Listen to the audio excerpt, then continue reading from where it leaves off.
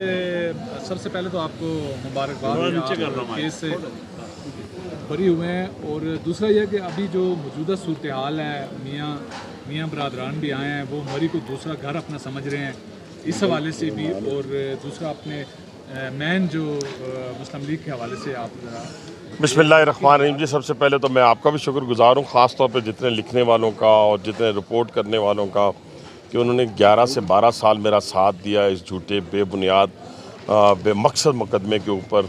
और अल्लाह ने आज मुझे सुरखरू किया है। लेकिन जिसके साथ साथ दूसरा क्वेश्चन जो आपने मियाँ साहब के हवाले से किया है, मैं अल्लाह ताला का फ़ज़ल के साथ बात करूँगा। किसी भी चीज़ को अपनी ज़ात के हवाले से या अपने लीडर के हवाले से बयान नहीं करूँगा।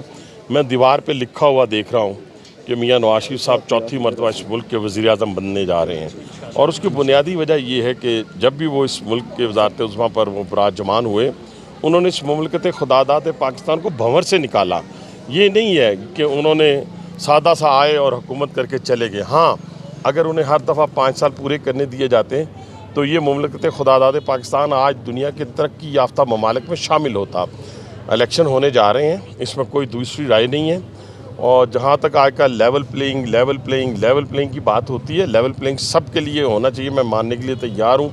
तमाम पार्टियों की इसकी इजाज़त होनी चाहिए कि वो आके इलेक्शन लड़ें। लेकिन एक चीज़ के ऊपर मैं बिल्कुल शरह सदर है मेरी कि किसी सूरत भी जो 9 मई में मुलविस लोग हैं, बेगुनाह नहीं, जो बेगुनाह पकड़े उनको छोड़ना पड़ेगा, जो बेगुनाह हैं उनको पकड़ना नहीं पड़ेगा। लेकिन जो 9 मई में मुलविस हैं उनमें से कोई एक शख्स भी ऐसा नहीं होना चाहिए जिसको छोड़ा जाए।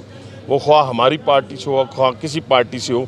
स्टेट के साथ जो खिलवाड़ करेगा उसका मुकद्दर जो है वो जेल भी होना चाहिए। लेकिन ये नहीं होना चाहिए कि बेटे से अगर तनख्वाह नहीं ली और अगर अद्वियात बनाने को मंशियात या 15 किलो हीरोइन रख दी जाए।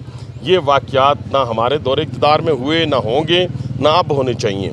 लेकिन अभी तो हूँ नहीं और ना ही मुझे लोगों की तरह पेशन गोइयाँ करने की आदत है। लेकिन जो इलेक्शन कमीशन की तरफ से अनाउंस है वो जनवरी है। मुझे उम्मीद है कि जनवरी की कोई तारीख होगी। जी सर, मैंने उनको कल बाहर जाने से रोक दिया गया, इस बारे में आप क्या कहेंगे? अच्छा, मुझे इस बारे में कोई इल्म नहीं, क्योंकि केयर टेकर गवर्नमेंट है। जहाँ तक उनकी ज़ात का ताल्लुक है, वो हमारे बड़े भाइयों की तरह है उनका, और बड़े सीजनड पार्लियामेंटेरियन है और बड़े ही मैं समझता हूँ कि मंजे हुए सियासतदान हैं। और उनको अपनी ज़ात के हवाले से डिसीजन करने का, फ़ैसले करने का इख्तियार हासिल है। बस ये एक रिक्वेस्ट ज़रूर होगी कारकुन की हैसियत से कि लोग पाकिस्तान मुस्लिम लीग नून के आपसे मोहब्बत करते हैं, आप भी लीडरशिप से उतना ही प्यार करें जितना उन्होंने आपसे किया। चल, आपने हवाई हल्के में ये तरह खड़े, यहाँ से साबिक आपके कैंडिडेट हैं शाह खाकान अब्बासी। अभी कुछ सियासी चपकलस चल रही है टिकटों के हवाले से पार्टी के अंदर, तो इस हवाले से क्या आपका देखिए ना, लोकल इश्यूज़ होते हैं, ये लोकल लोगों ने तय करने होते हैं। हमने पिंडी में तय कर लिया हुआ है, जो लीडरशिप का हुक्म होगा उसके मुताबिक चलेंगे।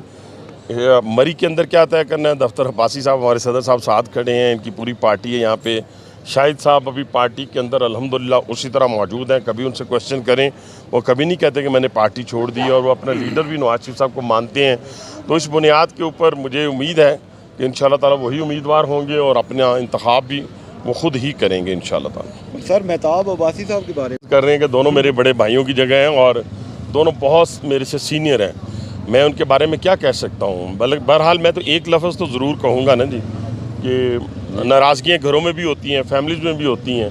उन नाराज़गियों को घरों में रहना चाहिए, बंद कमरों में रहना चाहिए। उन नाराज़गियों को टेलीविज़न की जीनत नहीं बनना चाहिए, प्रेस कॉन्फ्रेंस की जीनत नहीं बनना चाहिए। और पार्टियों ने हर शख्स को नवाजा है।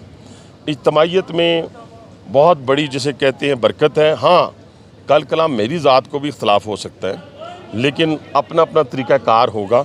उस तरीक़ाकार को अपनाया जाए तो इज़्ज़त में ज़्यादा इजाफ़ा होगा। Thank you sir.